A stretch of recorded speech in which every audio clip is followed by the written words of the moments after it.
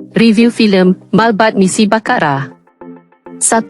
Puas hati dengan pelakon-pelakon yang tak expect power berlakon macam Safwan Nazri, Idil Zuhri, Dini. 2. Tak berapa puas hati dengan mutu lakonan pelakon yang nama besar dalam industri apabila pelakon nama yang tak berapa dikenali lebih menonjol. 3. Nampak sisi lain Shahizi Sam sebagai seorang askar, bukan seorang polis. Tak dibayani perilaku Inspektor Hai Sam dalam cerita ini berperwatakan gila-gila, fan tapi serius semasa operasi.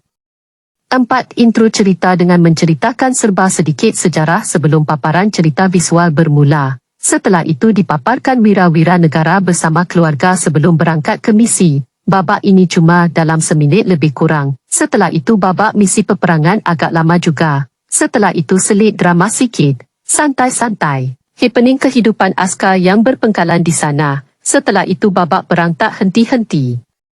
5. Banyak watak yang ditunjulkan dengan tugas dan karakter masing-masing tapi main fokus aktor ialah Shahizi Sam. Tapi ia tidak menenggelamkan pelakon lain dengan krim tim masing-masing ada krim tim masing-masing yang optimum.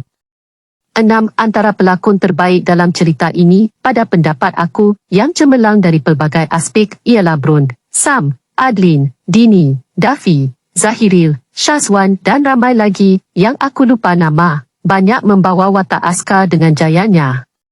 7. Antara filem Malaysia yang aku nampak para pelakon memberi persembahan, penyampaian karakter 200%. 8. Ia adalah cerita perang agak real, nampak segala taktikal dan teknikal peperangan secara dekat kepada penonton. 9. Latar tempat yang penonton dapat merasai suasana suka perwira negara, dibarisi sangat ramai pelakon yang membawa watak tentera Somalia. Nampak tempat misi tersebut di negara Somalia, dengan desain bentuk bangunan, struktur bangunan, permukaan darat. 10. Pujian kepada Adrian Teh yang memberi cerita sebenar yang tidak diceritakan selama ini mengenai tentera Malaysia. 11. Terdapat banyak suspin, cemas, mendebarkan, tak senang duduk. 12. Cerita straightforward apabila ke misi peperangan. 13. Nampak keadaan dalam alatan ketenteraan, cara mengendalikan kenderaan, mengendalikan senjata. 14. Selepas tonton cerita ini, anda sebagai rakyat Malaysia akan kagum dengan semangat, keberanian, disiplin tentera Malaysia melangkau tentera yang lain. 15. Persembahan lakonan Hairul Azrin tidak dibayangi cara lakonan Pascal. 16. Turut dibantu ramai pelakon Inggeris yang membawa watak tentera-tentera. 17. Wajib tonton bagi warga Malaysia. 18. Sinematografi gaya tersendiri. Angle tersendiri kita nampak secara dekat reaksi muka para pelakon, taktikal peperangan. Cerita ini banyak diberi penekanan pada pihak tentera kita melalui pelbagai watak, tidak diberi penekanan dan perkembangan watak kepada pihak-pihak musuh. Ini menarik kerana seolah-olah kita dapat melihat daripada perspektif tentera Malaysia YG menghadapi pihak-pihak musuh. Rating, aku tak boleh bagi rating kerana perlu ada rasa kagum dan berlaku adil kerana ada benda yang aku tak sangka penyampaian dia begitu sekali lebih daripada yang aku jangka. Ada yang aku expect lebih tapi tak seperti yang diharapkan. Bagi YG sudah menonton anda boleh bagi rating sendiri.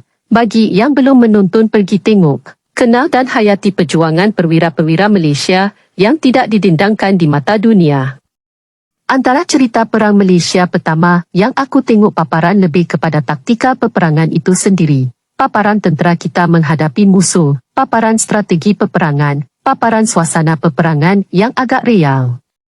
Para pelakon diberi disiplin dalam membentuk tubuh badan sebagai seorang tentera.